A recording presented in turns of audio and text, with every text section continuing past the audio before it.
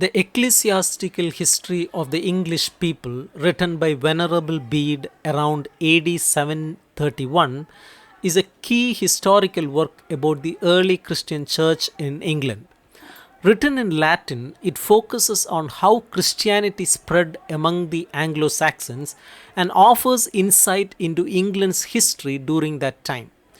Bede, a monk from the monastery of Wearmouth, Jarrow in Northumbria, is often called the father of English history because of this work. His book remains one of the most valuable sources of information about Anglo Saxon England and has played an important role in shaping a sense of English national identity.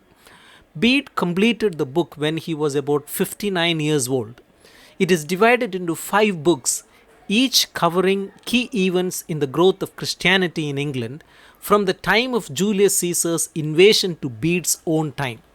The first book starts with a brief description of Britain's geography, its people, and its resources. Bede then discusses Julius Caesar's invasion of Britain in 55 BC and provides a short account of Roman Britain. He talks about how Christianity first reached Britain during Roman rule and highlights the story of St. Alban, the first British Christian martyr who was executed for protecting a Christian priest. After the fall of Roman Britain, pagan Anglo-Saxon tribes settled in the land, leading to a decline in Christianity. Bede focuses on how Christianity was reintroduced to the Anglo-Saxons with the arrival of St. Augustine of Canterbury in 597 AD.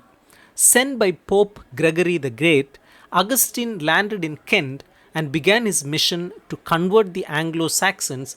He was welcomed by King Ethelbert of Kent, who converted to Christianity, helping the religion spread further. The second book picks up after the death of Pope Gregory the Great in 604. It focuses on how Christianity spread beyond Kent to other Anglo-Saxon kingdoms.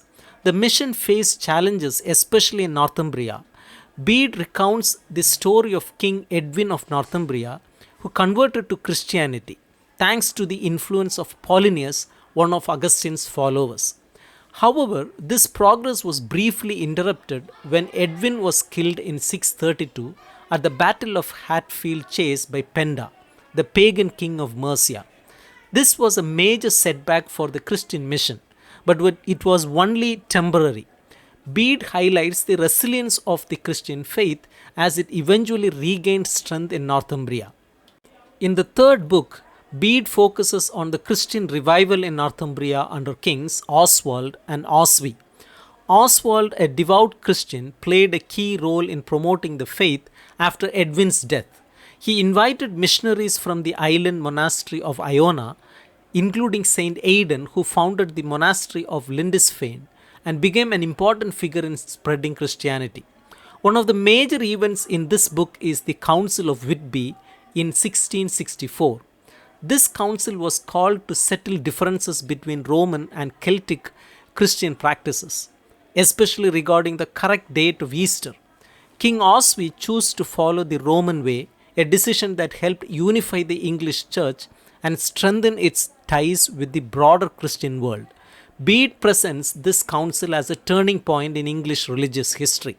The fourth book begins with the appointment of Theodore of Tarsus as Archbishop of Canterbury.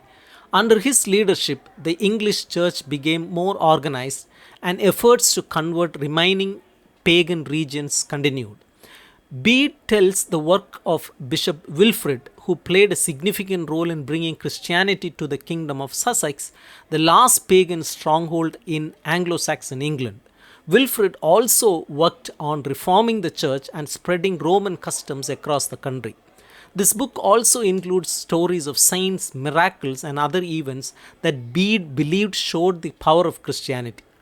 The fifth and final book brings the history up to Bede's own time. He writes about ongoing missionary work, particularly in places like Frisia, where English missionaries continued to spread Christianity beyond Britain. Bede also discusses debates within the church, especially disagreements between the English and the British churches over issues like the correct dating of Easter.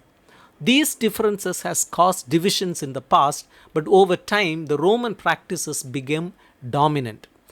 The ecclesiastical history of the English people has remained an essential source for understanding early English history.